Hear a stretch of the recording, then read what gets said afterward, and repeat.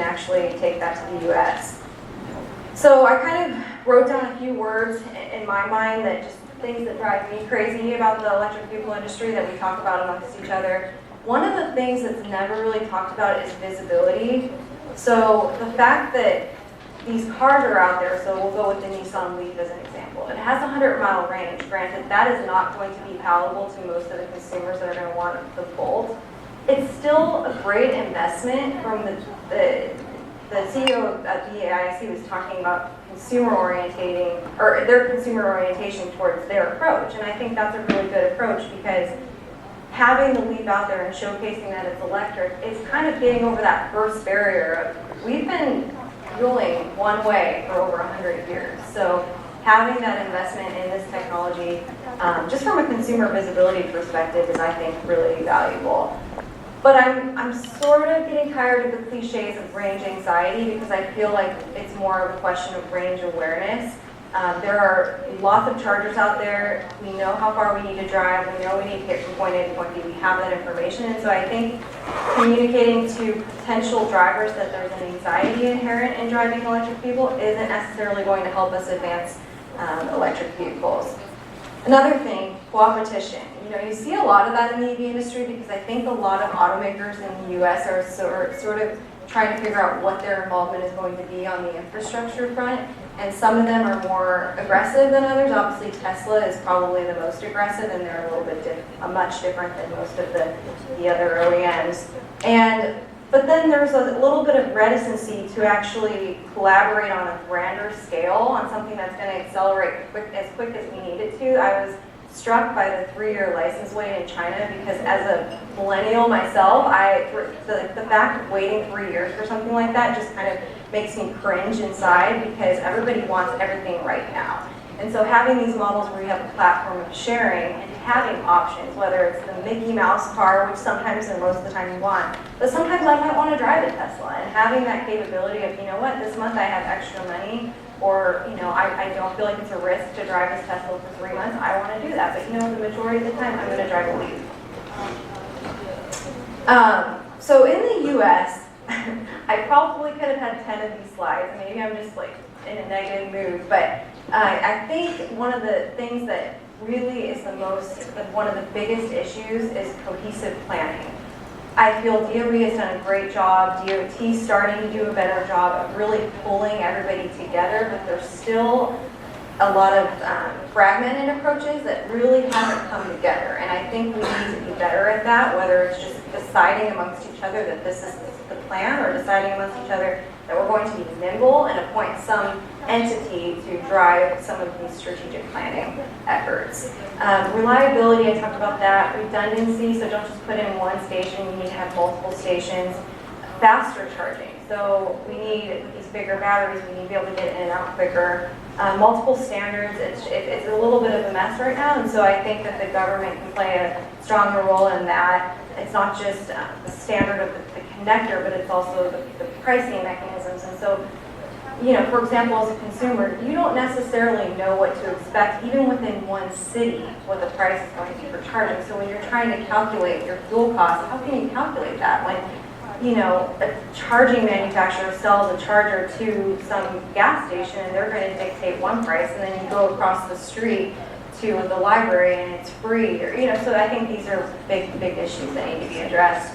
And then the other thing that is kind of part of our role is the lack of public knowledge on charging infrastructure. I think that the automakers can do a much better job of showcasing what we have out there and letting the consumers know that we've got hope there. And we just did some projections on what we see as plug-in hybrid electric vehicle, mid-range BEV, and a long-range BEV. And what you start to see up to 2020 is we really think that NBEVs are going to start to fade pretty drastically. And so our focus at our company is long-range battery electric vehicles and fast charging. We are not huge proponents of level 2, to be honest with you. We think that they have a place in multi-unit dwelling, in some cases workplace charging residential, but we think that there needs to be more of a focus on corridor charging as long-range BEVs are able to travel further.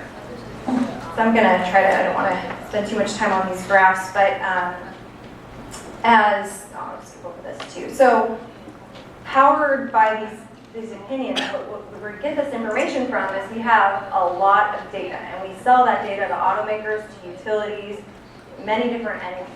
And what the data tells us, especially with some of the stuff that we looked at with Tesla, is that, you know, corridor charging made a huge difference to the purchase. So the fact that BIC understands that and is building their own network, I think is critical to electric vehicle adoption. And as you see here, depending on the year that they acquired the Tesla Model S, if the supercharger network didn't exist, they probably wouldn't have bought their Model S.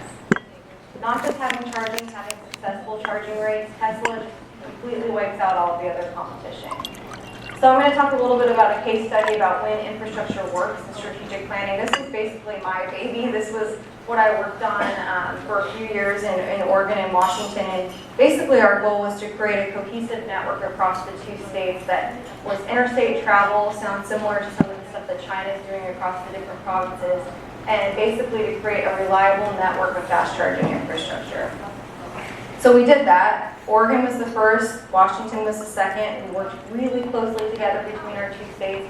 We put in fast chargers along the main transportation artery in Interstate 5, but then we also went further in Oregon to connect not only Washington and California, but we decided it was important to spread that network out into the rural communities, because although that adoption may lag given the lower ranges, it showcased the electric vehicle as not just a city vehicle.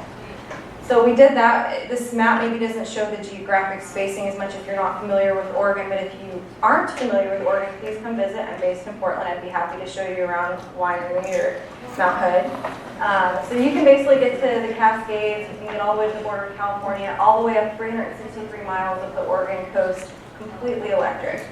And quickly, because they're all fast chargers. And one of the important things is to make sure the branding is seamless and to make each location feel the same, although they might be in different locations. So here you see, this one is actually at a ski resort here, and then this is at a tribal casino. This is the same ski resort, and then this is a Chevron in the Cascades. So they're all different, but if you start to dig deep, you'll see the parameters are the same. So we started out with a set of site parameters that we decided these are the things we're going to be looking for in a site. And if it doesn't fit within this, we're going to move on. So how's it going? For the most part, good. There are a few issue locations. The manufacturer that we chose was AeroVironment, which was mentioned in David's slide. They've done a really great job with their manufacturing. They've been around for a while. There's some issues with cell communication. So we're looking at Recargo and how to improve that and make sure that there's redundancies in place, not just for the actual chargers, but redundancies so there's communication redundancies. So I think I've mentioned pretty much all of these, but one thing we've noticed is proactive utility involvement does tend to help, because they can be barriers when you're installing infrastructure and kind of going beyond the infrastructure. So when you put in the chargers, it's an opportunity to do outreach. We have Uber drivers that are using some of the fast chargers on the electric highway because they can get free fuel. A lot of them are free. They have a pretty affordable car. They need some leave. And they're just making a significant amount of money, and they're getting the message out there. So Recargo Electric Highway, I launched this last year. I came on board last April, and my mission was to bring fast charging to Recargo because I felt like we had the data, we had the expertise, we had the know-how, and the need to solve this problem that I spoke about. So we started that. We partnered with Black & Veatch, which built the Tesla Supercharger network. They're actually the people you don't hear too much about, but they're a great construction and engineering firm. And so we're kicking off construction here in the next couple of months. So you'll see our sites will look much different from the other fast chargers that you've seen. And we're going to have some proprietary software that will improve the process. And so we're going nationwide, starting in California, but we've got a plan to do phase 1 and phase 2. And the difference with ours versus some of the others that you've seen there that we believe, like I talked about, was we own and operate it, and we firmly believe that it's vital for a network to either be owned and operated by an automaker, where there's that sort of accountability. People need to know who to blame when something goes wrong. And then just controlling the pricing so people know what to expect. This is just a vision of what it'll look like in the locations. So we also do consulting on some of the data that we have. The brand development is really crucial if you're looking at doing this in China. I think it's great that you're looking at an interprovincial network, but it's important to really highlight some of those locations of what makes it unique and really showcase how far you can drive on an electric vehicle, like this Mount Hood location. I had the great idea to have some professional snowboarders jump over a Nissan Leaf, and I was really terrified that it wasn't going to go as planned, but it did.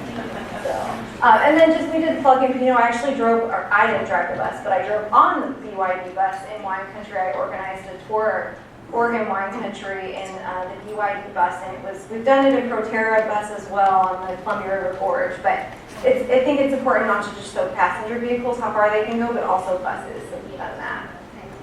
And it just gives you more of an outreach tool because, not everybody follows the Twitter handle for Nissan or Audi or, they like to think that they do, but I think most consumers really just care about things that make their life more enjoyable, like wine. So partner with people like that. Launched the Kia Soul in wine country, huge hit, did test drives. So just some ideas to get you thinking. Partnering with media, expand your reach. We had an NPR driver that drove this Nissan Leaf and did a live Twitter feed of that. And we've got lots of other programs on solar and things like that, but it's just kind of partnering with like-minded individuals, and I'm really appreciative of Levi's take on the mobility service, and we're right in that same world as you, and I'm happy to answer any questions during the panel, but I just hope that gave you a taste of some of the elements that can work in the U.S. and maybe work in China as well. So thank you very much.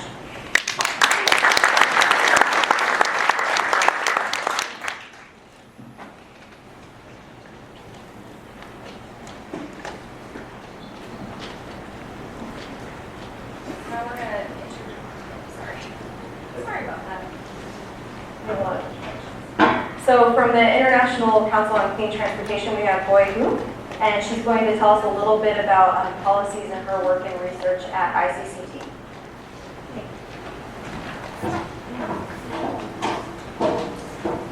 Thank you, Ashley.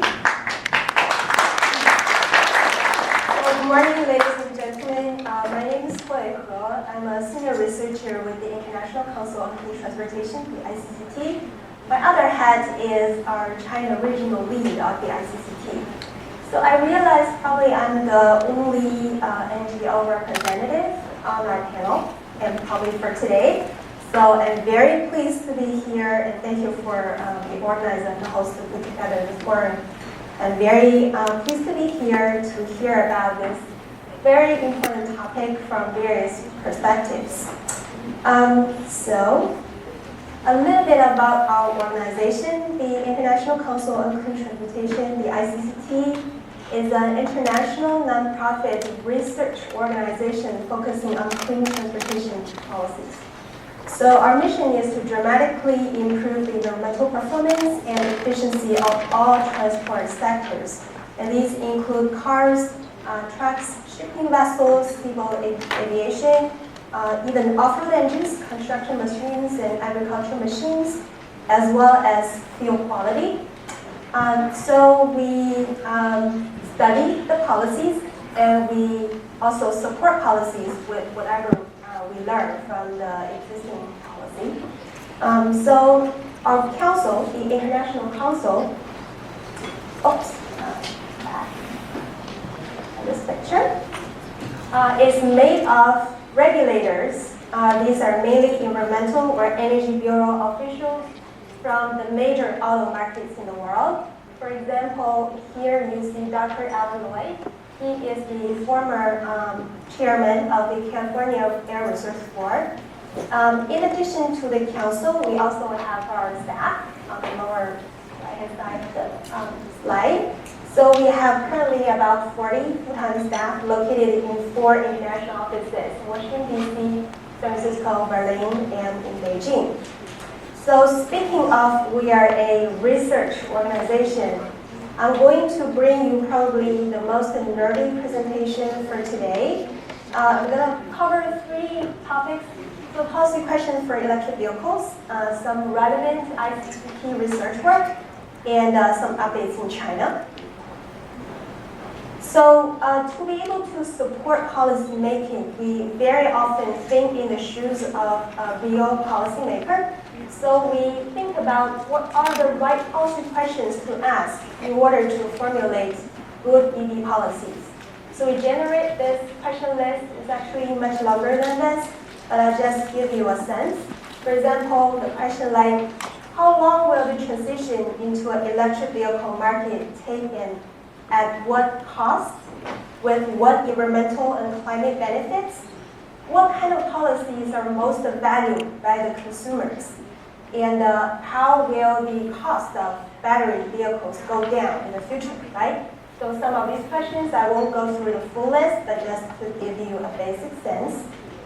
So to be able to answer all these questions, the ICCT conducted a series of research work, started from about 2010, focusing on not just the regional but also global markets in California, in the United States, Europe, and in China.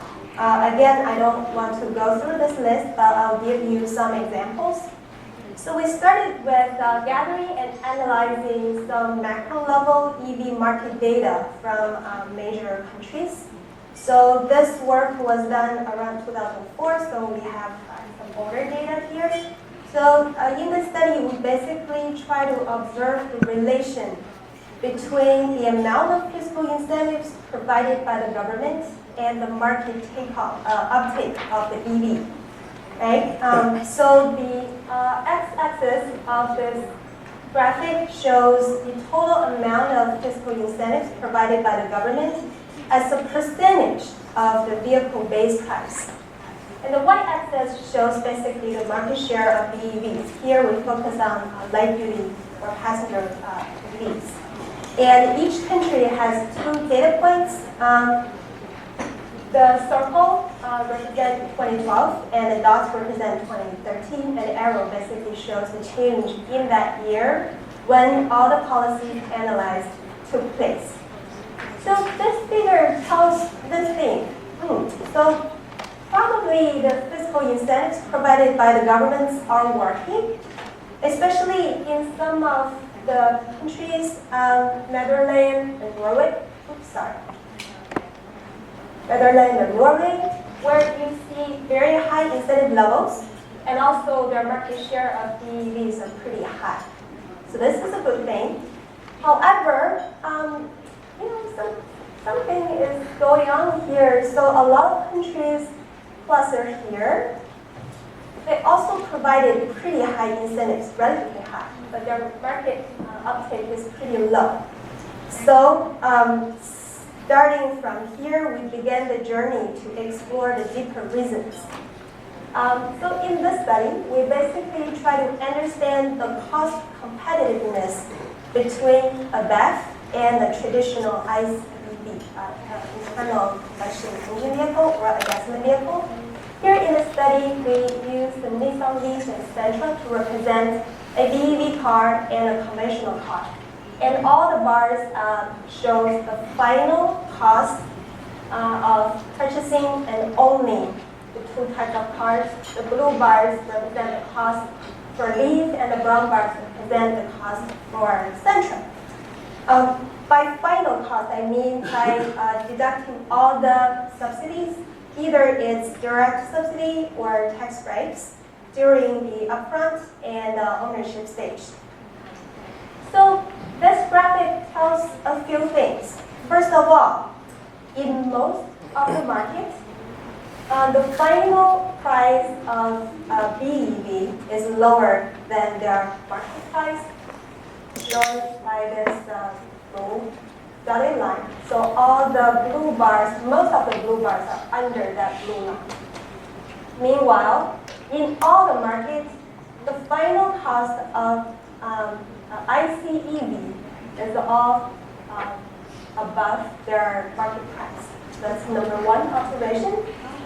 However, if you look at the absolute cost between a BEV and a conventional vehicle, only in 4 markets, the absolute cost of a BEV is lower than that of an ICE EV. These 4 cities or markets are all Chinese cities.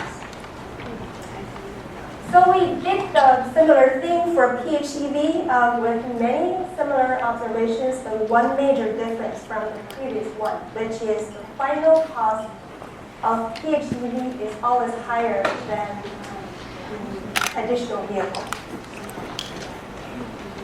So this is just a compilation of all the observations in one chart. And then in the study, we take a closer look at the cost breakdown in 3 European countries, in Norway, France, and Germany. Again, we use a pair of vehicles, a Zoe representing BEV, and a Clio representing ICE and EV. So it's obvious among the 3 countries, only in Norway, the total cost of a BEV is lower than that of a traditional gasoline vehicle. And different from the previous study, in this study we included one more factor, which is utility cost, which is indicated by the red bar on the top. And the difference in Norway is mainly brought by the difference in utility costs. While in the other 2 European countries, especially in Germany, the government still offers a high subsidy incentive, but when you compare the total cost during both purchasing and usage, the cost of a BEV is much higher than gasoline vehicle. So far, we've been focusing on the money side of the policies for the fiscal incentives. But what about the non-fiscal incentives or the indirect incentives, such as better accessibility to charging facility, free parking, and also access to HOV lane? Speakers talked about it previously. Obviously, these things do have an impact on consumers, right? So then, in the next field studies, we developed some tools to quantify the monetary value of these non-fiscal policies to consumers. So this is our study of 25 U.S. metropolitan areas. So the stacked bars, the color blocks, just indicates the monetized impact on consumers of various policies, including direct incentives and also indirect or non-fiscal policies like carpooling access, public charging, availability, and other things. So some important findings in the study. Non-fiscal policies can have a huge impact to consumers. They value a lot. Especially, for example, if you look at the carpooling value to consumers, they have a huge impact in most congested cities like Los Angeles and San Francisco. In many of these metropolitan areas, non-fiscal incentives have roughly equal importance as direct fiscal incentives. As a nerdy research organization, we even generate observed figures like this one. So basically, we're trying to observe the impact of multiple variables. And in this study, we try to understand the impact of 2 things. The total number of EV policies a government put in place, as well as the availability of charging infrastructure. We try to understand their impact on the EV market size, indicated by the size of the bubbles. So each bubble represents a city or a metropolitan area. You see bubbles of the same color, they basically are from the same states. So by adding more variables, the explanatory power of our analysis got increased. So it is obvious in the first quadrant where you have a lot of good policies in place and offers good availability of charging infrastructure, the market looks pretty good. On the opposite, if you have little policies in place and it does not offer good charging, the market does not look very good. Our analysis obviously has some limitations. For example, very important policies such as the zero-emission vehicle, the ZEV mandates in California and also adopted in other 7 U.S. states cannot be fully reflected in our previous study. So we also did the same thing for a few European cities and regions. So in this study, we even went beyond our original scope of analyzing fiscal and non-fiscal policies. Here we try to understand the impact of the policy design. So what does that mean? In other words, it means how the complication of your policy design can confuse your consumers, and therefore discount the value of the incentive you provide. Right? So what are the complications? For example, some places they offer high incentives, but there is a wait time for a consumer to get the benefits. For example, here in the States, you have this tax credits. Basically, you have to wait for about 1 year to get the benefits. In some European countries, the incentives takes form of the annual circulation tax break or ownership tax break. So consumers need to wait for longer to get the benefits. Other complication factors, such as in some U.S. states, the incentives is tied to the type of your vehicle, the electric range, but also the location of purchase and the consumer's income level. So it's so complicated that even the local dealer cannot explain fully to their consumers. So anyways, you get the sense. So anyways, we tried very hard to quantify the negative impact of these complication factors. So after discounting those, these are the final effect of consumer value of these policies. And that also helped to explain the phenomenon we illustrated earlier. So in addition to analyze the existing or past policies, we also look at the future. So one of the key questions facing the future policy design is, when will the battery vehicle cost really go down? When do they no longer need any subsidies? When they really sustainable and cost competitive compared with ICE vehicles?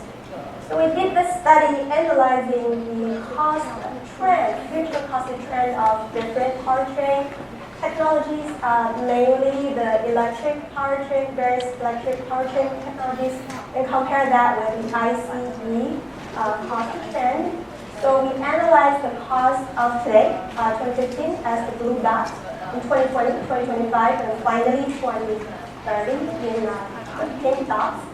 And the big finding is for all the electric powertrain technologies, the cost will go down from the blue dot all the way to the pink dots.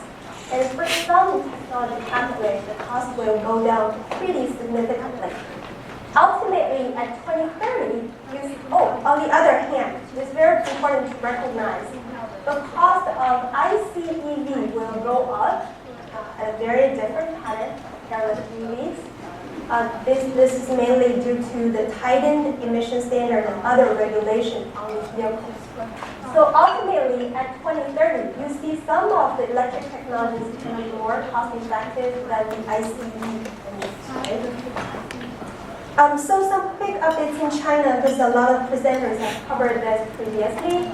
A quick look into the timeline of the timeline in China. Basically, I just want to highlight this transition.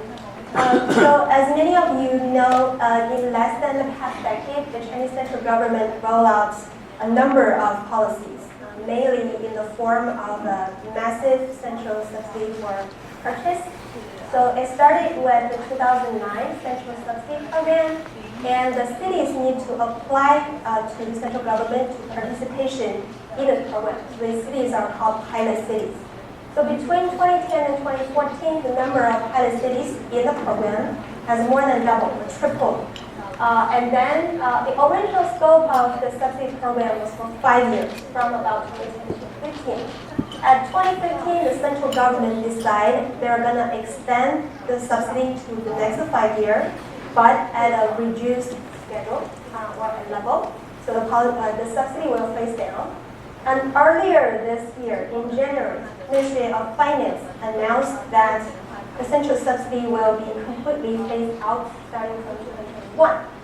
And this year, you also see a big change of thoughts. So the central government is shifting to an alternative type of central policy, or is that a like policy in China? So in August, Chinese NDRC released this NEV carbon quota proposal.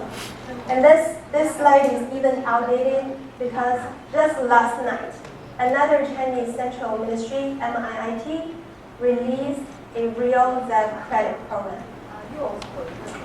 So even though these two programs are in parallel, brought up by different central agencies, their central concept is very similar to the ZEV program adopted in California.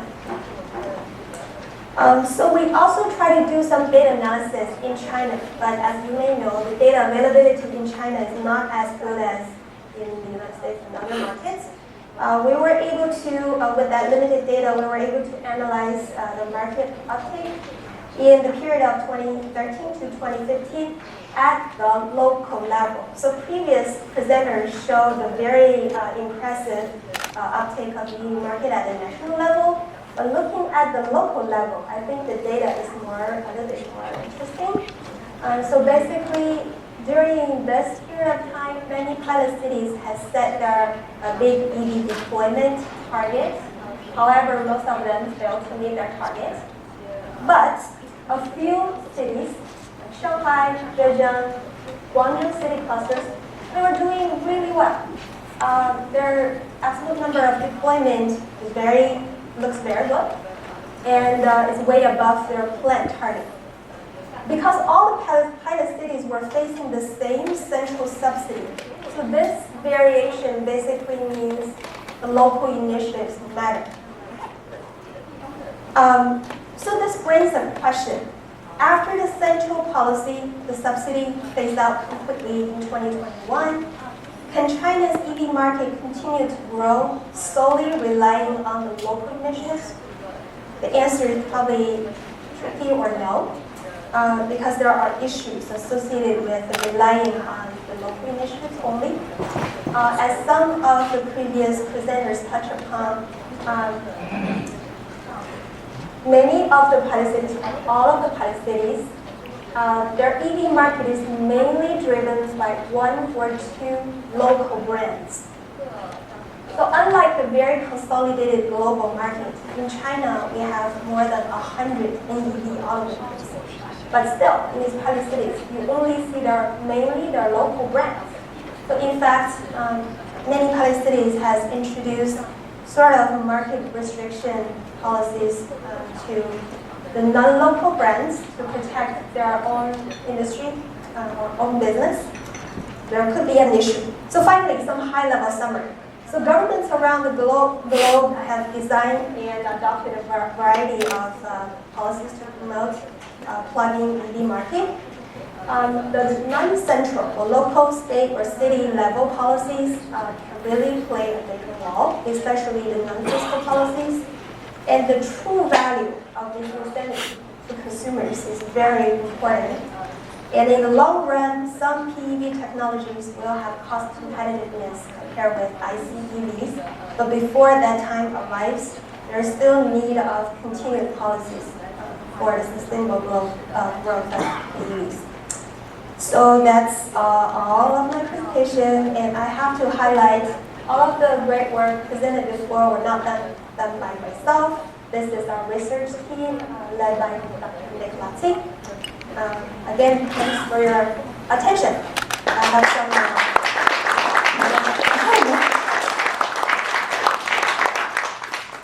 have some references, the reports. Thank you. Actually, on my first day at PlugShare, I spoke with Nick Lutzy, your colleague, and he presented some of his early findings, so it's really great to see all of that come to fruition. So time check here, 11:41, so we're going to take a 10-minute coffee break, so if everyone can sort of reconvene at about 11:50, and we'll be gathering David and myself and Levi and Boyd and talking a little bit more in depth and having an open Q&A. So enjoy the coffee and baked goods. Thank you.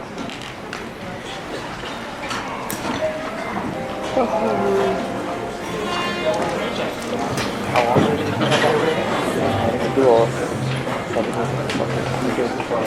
take?